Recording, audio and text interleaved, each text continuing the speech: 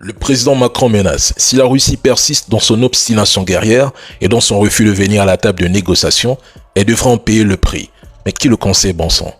Macron menace la Russie alors qu'il n'a même pas de gouvernement, aucun budget, une armée affaiblie, une économie à terre, une inflation qui écrase les ménages, des agriculteurs en colère, des services publics à bout de souffle, des milliers d'entreprises qui ferment et un pays qui ne croit plus en sa parole.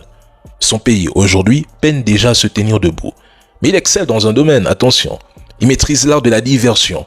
Il rallume les braises d'une guerre qui ne le concerne pas bas, qui commence par regarder la réalité en face.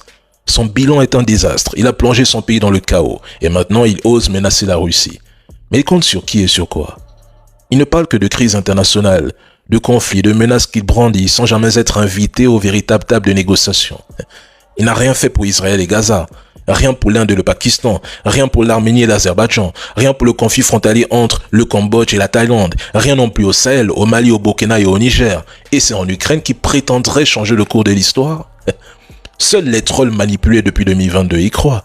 Nous, on rit franchement en laissant la presse occidentale annoncer encore la victoire ukrainienne ou l'effondrement de l'économie russe. Les Français veulent sa démission, sa destitution.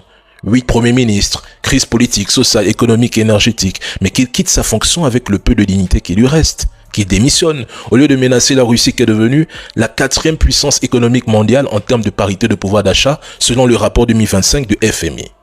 Quand même, qui le conseille?